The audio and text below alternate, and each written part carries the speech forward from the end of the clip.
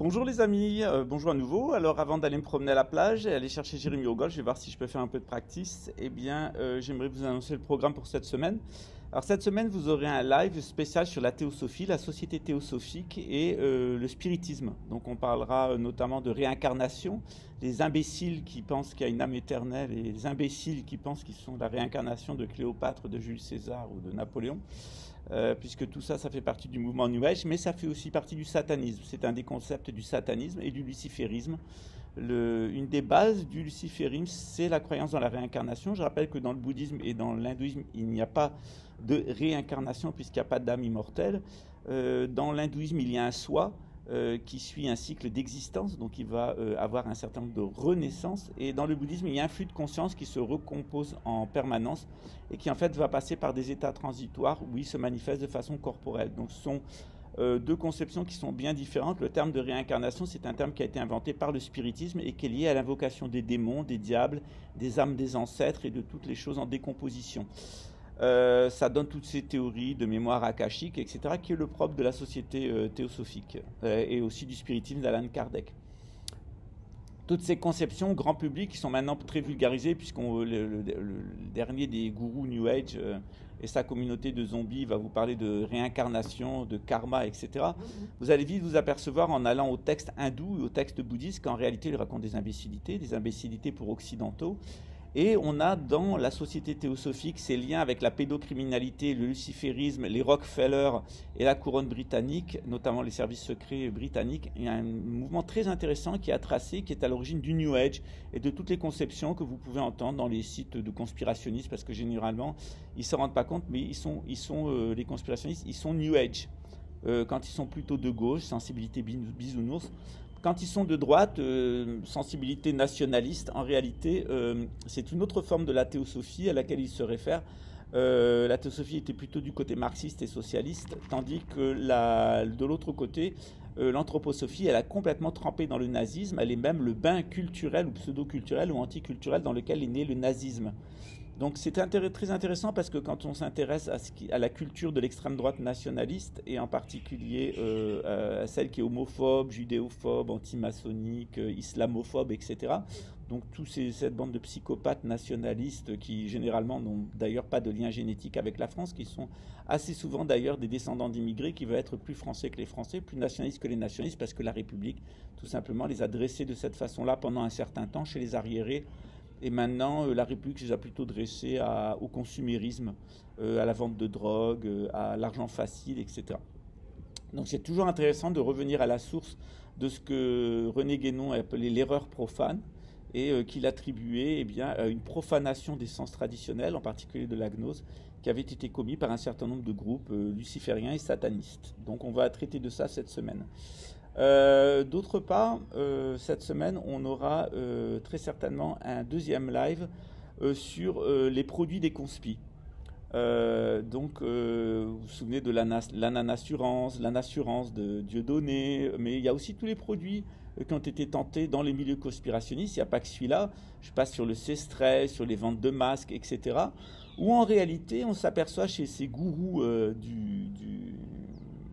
conspirationnistes, en réalité, il y en a un certain nombre sur YouTube, surtout en France, mais il y en a aussi aux États-Unis, il y en a aussi ici au Brésil, de ces gourous conspirationnistes. On s'aperçoit que, un, ils n'ont pas étudié, deux, ils racontent des absurdités, et trois, ce qui est intéressant, c'est qu'ils ont exactement le comportement des gens qu'ils dénoncent. C'est-à-dire les fake news, ils en sont les spécialistes, c'est-à-dire l'enrichissement personnel sans cause et ne rien produire pour les autres. Ils sont en fait des vedettes de YouTube qui ont des cagnottes, qui touchent de l'argent. Et quand on les attaque en les démasquant, ils serrent les coudes. Et puis ils font comme tous les gourous. C'est la secte qui fait les gourous et le gourou qui fait la secte. Alors le mécanisme, il est intéressant. C'est ce qu'on appelle la radicalisation de la communauté par le gourou. C'est une technique que j'ai expérimentée plusieurs fois dans mon existence. Il y avait à Luxembourg une personne que je pensais un imposteur spirituel. Et donc, je l'ai un peu amené dans ses retranchements pour démontrer qu'il racontait des conneries. Et effectivement, c'était visible qu'il racontait des conneries. Donc, toutes les personnes qui avaient un peu d'intelligence et qui étaient modérées sont parties. Or, il y a un petit noyau qui s'est mis autour de lui, qui s'est constitué autour de lui, et ils l'ont poussé complètement à aller à l'extrême.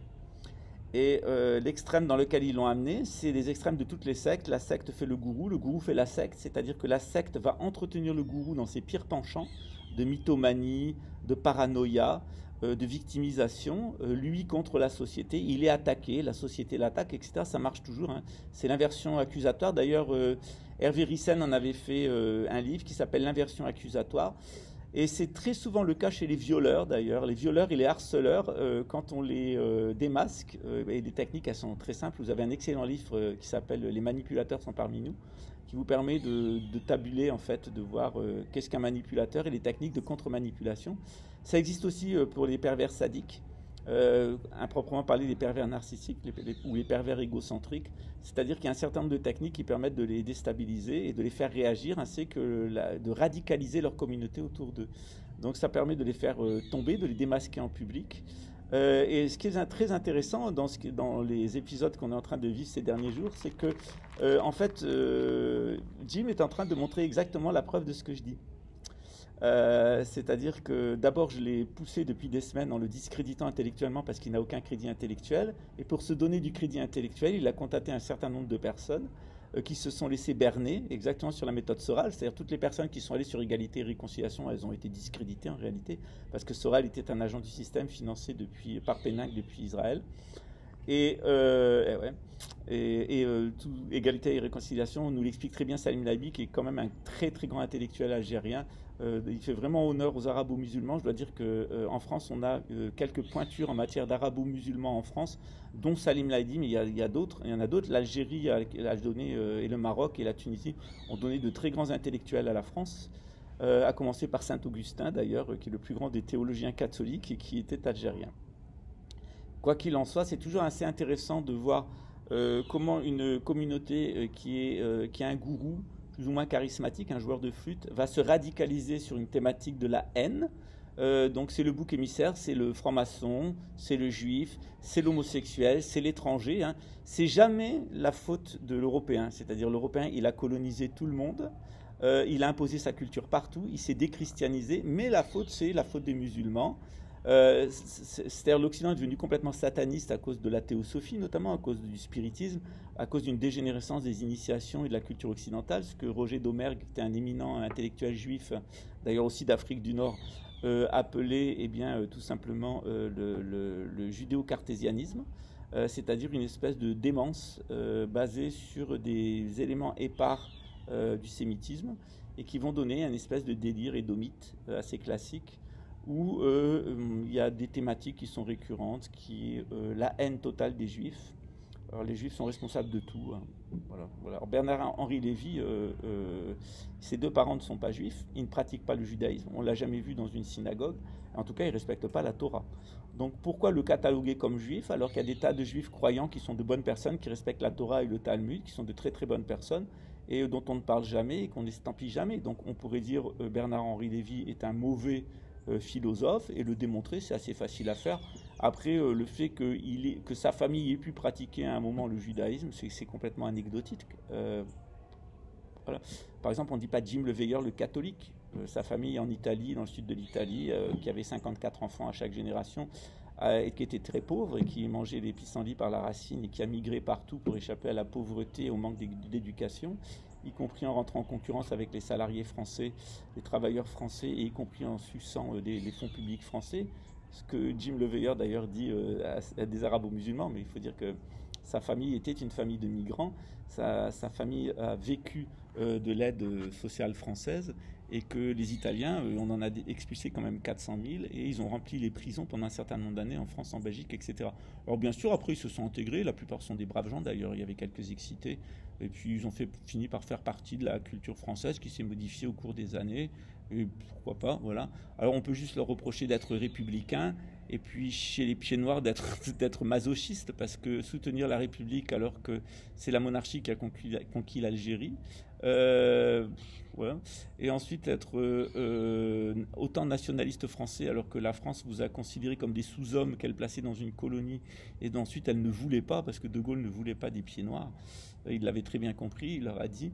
Il y a quand même un côté pathétique chez cette communauté de pieds noirs. Je rappelle qu'il y a 1 400 000 Algériens qui ont été exterminés en Algérie, et 100 000 Français, je crois 150 000 Français, pour une guerre stupide qui en réalité avait un fond sataniste. Et l'ambition de la guerre d'Algérie, c'était de tuer le maximum de personnes qui pouvaient avoir un lien génétique avec le prophète Mohammed, puisqu'il y avait un certain nombre de personnes d'Afrique du Nord qui en fait génétiquement sont liées avec le prophète Mohammed.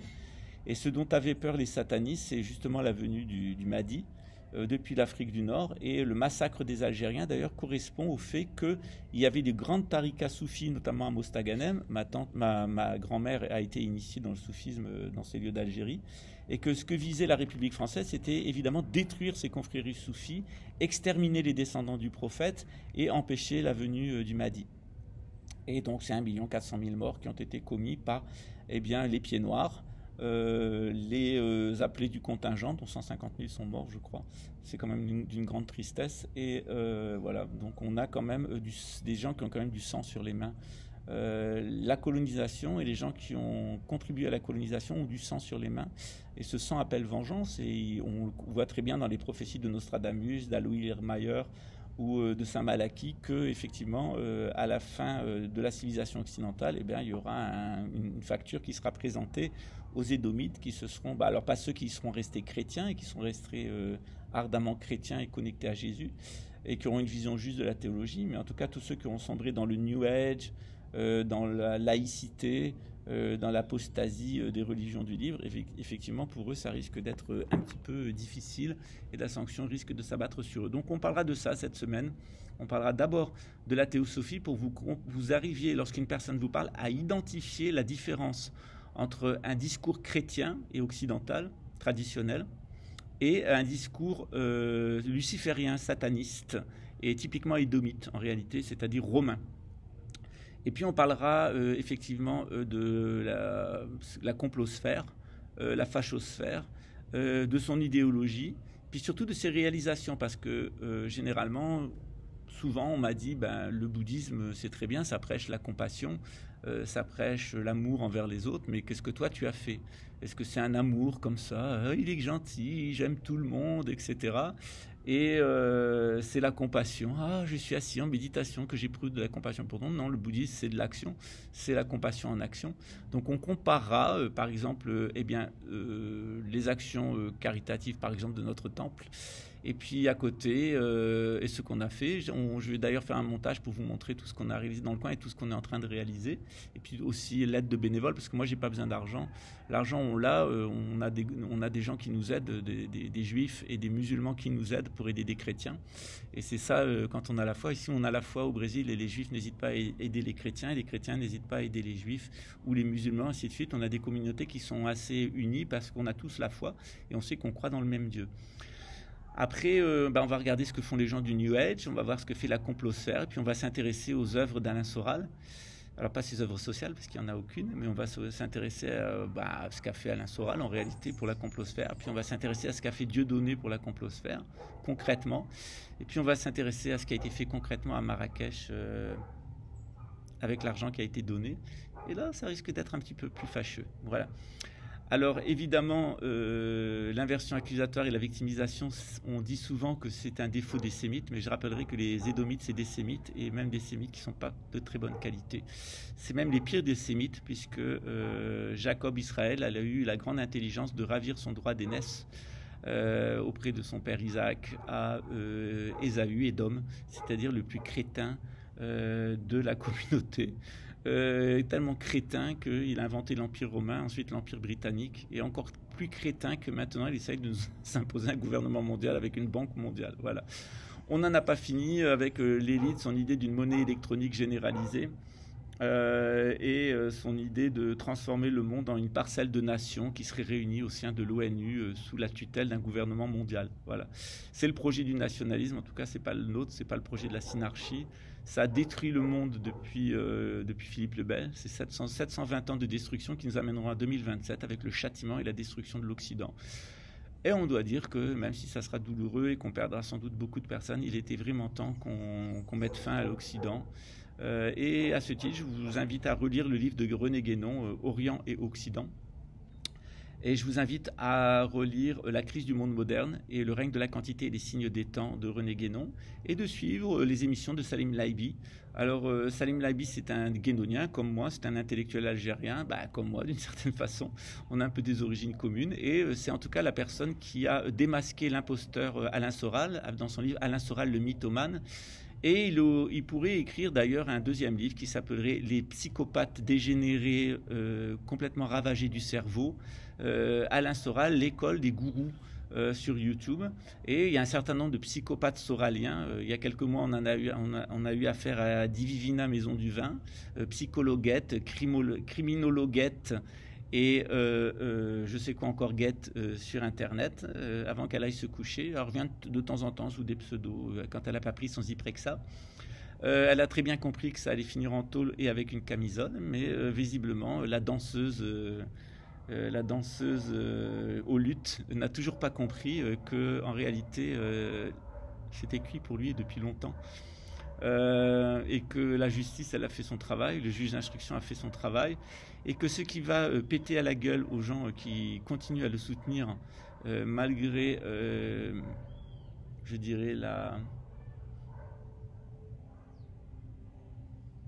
l'état de déchéance dans lequel il est, et l'état de déchéance dans lequel est sa famille d'ailleurs, c'est une famille de déchus, et l'état de déchéance de son public, et on voit d'ailleurs derrière tout le désarroi, toute la fragilité, et en fait le désespoir de personnes qui ne tiennent que par la haine, parce qu'évidemment ils vous diront jamais qu'ils ont raté leur vie et qu'ils n'ont rien à cause d'eux, mais que c'est beaucoup plus facile d'en accuser les juifs et les francs-maçons. Et ouais. C'est quand même plus facile quand on a raté sa vie, quand on est capable de rien et qu'on n'a aucun succès, d'aller accuser les juifs et les francs-maçons. C'est généralement ce qui a été fait en Allemagne. Ça a bien fonctionné pendant un certain temps pour illusionner les gens. Et ça a fini par la destruction totale de l'Allemagne, dont il ne restait qu'un tas de cendres, à part quelques usines qui appartenaient à de riches Américains. Des millions d'Allemands qui ont été tués. Et un pays qui a été divisé en deux. Eh bien, c'est exactement ce qui va arriver à la France, c'est ce qui est programmé pour elle dans les années à venir, c'est-à-dire son châtiment, sa division en deux, une partie sous occupation russe, une partie laissée au flux migratoire, à la violence, et au flux migratoire incontrôlé et indésiré, en particulier les populations qui vont les recevoir. Alors on peut recevoir les migrants comme un bon chrétien, un bon juif, un bon musulman, puisque dans nos traditions on a le sens de l'accueil. Puis on peut les recevoir comme les nationalistes, c'est-à-dire comme Sodome et Gomorrhe, soit comme des gens qu'on peut utiliser, soit comme des gens qu'on doit éliminer. En tout cas, on a une démonstration que je voulais faire en arrivant sur YouTube. Je voulais démontrer ce qu'était la complosphère, et en quoi en réalité elle n'était certainement pas une résistance et qu'elle ne lançait absolument aucune alerte. Donc une fois de plus, si vous vous intéressez à Big Pharma, alors je sais qu'il est cité qu'une seule fois, Sylvain Autrota, que le livre n'est pas orienté autour de lui, mais ces gens qui se prétendent des résistants et des alerteurs, en réalité, Philippe Gendrock vient de faire un livre qui s'appelle Pandora 8-2, où il explique la création de Big Pharma par les Rockefeller et l'imposture des soi-disant résistants sur Internet, mais aussi l'imposture du système en lui-même, qui est un système complètement d'imposture totale. Pour ma part, pour l'instant, je travaille sur l'affaire de Gérard Fauré, j'en suis très content, merci à lui. Ça, vraiment un interlocuteur de qualité avec de la culture, du vocabulaire et une expérience de vie, et pas une fiotte en réalité, une fiotte homophobe en plus. Et donc j'écrirai un livre quand je fermerai cette chaîne le 25 décembre, qui vous racontera de la même manière que Philippe Gendrock vous raconte comment Big Pharma a été créé. Je vous expliquerai comment la fausse résistance a été créée et comment elle a enrichi en réalité un certain nombre d'imposteurs et comment elle a empêché les gens de connaître la vérité en leur désignant tout simplement des boucs émissaires pour les empêcher de réfléchir, mais qui leur permettent de déverser leur haine. Et en plus, après qu'on les sanctionne pour leur haine, se présentent en victimes. Donc on fera ce travail, c'est assez intéressant. Je ferai une vidéo dédiée à ça. En tout cas, cette semaine, c'est la théosophie et le spiritisme pour démonter un petit peu tout ce qu'on vous raconte dans le milieu conspi sur le sujet de la spiritualité. Et d'autre part, on fera un bilan sur ce qu'a produit la complosphère française. Et vous allez voir, le bilan de la complosphère française montre qu'ils sont encore pires que les gens qui dénoncent, encore plus escrocs que les Rothschild, encore plus intoxicants que les Rockefeller et encore plus menteurs que l'antéchrist lui-même, d'ailleurs, c'est normal, puisqu'on est dans la sphère de l'antéchrist. Voilà. Je vais nettoyer rapido ma piscine qui est bien dégueulasse, et puis ensuite je cours au golf. Et je vous souhaite donc une bonne soirée. Et puis je vous invite, à défaut de pouvoir alimenter une cagnotte qui est illégale et qui amènera les donateurs à y répondre devant le tribunal correctionnel de Paris et de Nanterre. Et d'ailleurs, les fonds seront confisqués et séquestrés par la justice puisque c'est un délit. Donc j'invite ces personnes-là à plutôt faire des réserves d'orange. Hein. Voilà, ça servira bien. Salut Jim.